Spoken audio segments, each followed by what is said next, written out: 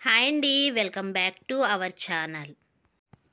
ఈరోజు మన ఛానల్లో సంవత్సరం పాటు నిలవ ఉండే ఆమ్లా క్యాండీ రెసిపీ ఎలా తయారు చేయాలో చేసి చూపిస్తున్నాను. స్వీట్ ఆమ్లా క్యాండీ రెసిపీ ఎలా తయారు చేసుకోవాలంటే మనం ఇలా రాతి ఉసిరికాయలు తీసుకోవాలి.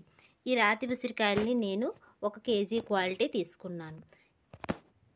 ఈ ఉసిరికాయలని డస్ట్ లేకుండా శుభ్రంగా కడిగి తీసుకోవాలి. శుభ్రం చేసుకున్న ఈ ఉసిరికాయల్ని ఒక బుట్టలోకి తీసుకుందాం. ఇప్పుడు ఈ ఉసిరికాయల్ని ఉడికించుకోవటానికి స్టవ్ మీద ఒక గిన్నె పెట్టుకుని గిన్నెలోకి వాటర్ పోసుకోవాలి. ఉసిరికాయలు మునిగేంత వాటర్ అయితే పోసుకోవాలి.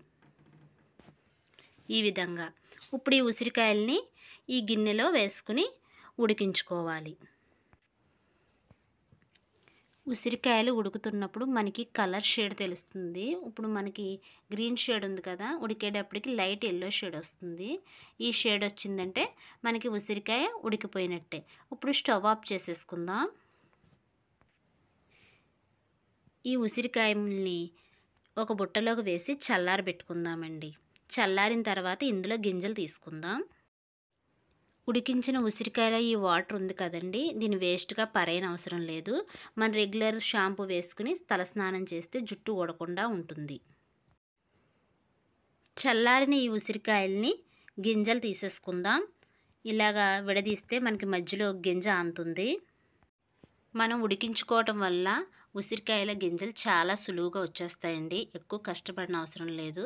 మనం జస్ట్ చేత్తో ఇలా అంటే రేకల కింద ఈ విధంగా ముక్కల కింద ఉసిరికాయలు పీసెస్ కింద వచ్చేస్తాయి. మనం ఇప్పుడు ఈ పీసెస్లోకి పంచదార అయితే పోసుకోవాలి. నేను కేజీ ఉసిరికాయ ముక్కల్లోకి 1/2 కేజీ పంచదార పోసుకుంటున్నాను. ఖచ్చితంగా 1/2 కేజీ పంచదార పోసుకోవాలి.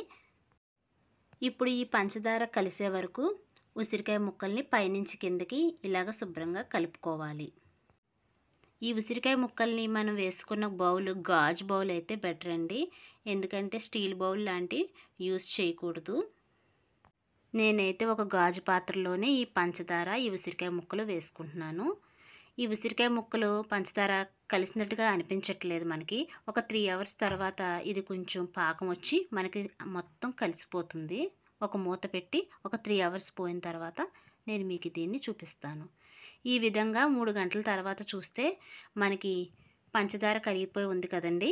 మీద మళ్ళీ మూత పెట్టి 24 గంటలు దీన్ని అలాగే వదిలేయాలి. 24 గంటల తర్వాత ఈ విధంగా వచ్చినాయి మనకి. ఇప్పుడు వీటిని సపరేట్ ఈ విధంగా ఒక బుట్టలోకి ఈ ఉసిరికాయ ముక్కల్ని ఇలా సపరేట్గా తీసుకుని బాగా ఇందులో ఉన్న వాటర్ కిందకి దిగాక ఎండలో పెట్టుకుని 3 రోజులు కంటిన్యూ ఎండబెట్టుకోవాలి. 3 రోజులు ఎండబెట్టిన తర్వాత ఆమ్లా క్యాండీస్ ఇలా తయారైనాయి. మరీ ఎక్కువగా ఎండబెట్టకూడదండి. 3 రోజులు ఎండబెడితే సరిపోతాయి. మరీ గట్టిగా కాకుండా మరీ మెత్తగా కాకుండా మన చేతికి జిగురుగా అంటుకోకుండా ఉంటే సరిపోతుంది. ఈ విధంగా ఎండబెట్టుకుంటే చాలు. ఇప్పుడు ఈ ఆమ్లా క్యాండీస్లోకి sugar powder, 1 spoon sugar powder పైన చల్లుకుని మొత్తం ఈ ఆమ్లా క్యాండీకి పట్టేలా మనం ఇలా చేత్తో కలుపుకోవాలి. పైనుంచి కిందకి ఇలా చేత్తో కలుపుకుంటే సరిపోతుంది. ఎంతో టేస్టీగా ఉండే ఆమ్లా క్యాండీ రెసిపీ అయితే రెడీ అయిపోయింది. ఇది ఇప్పుడు ఒక గాజు సీసాలో స్టోరేజ్ చేసుకోవడమే. నేనైతే ఫ్రిడ్జ్లో పెట్టనండి.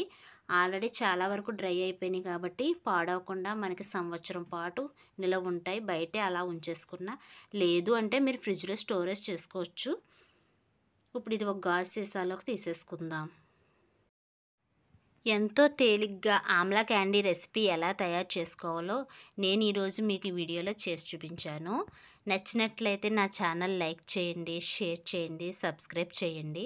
Thanks for watching my channel.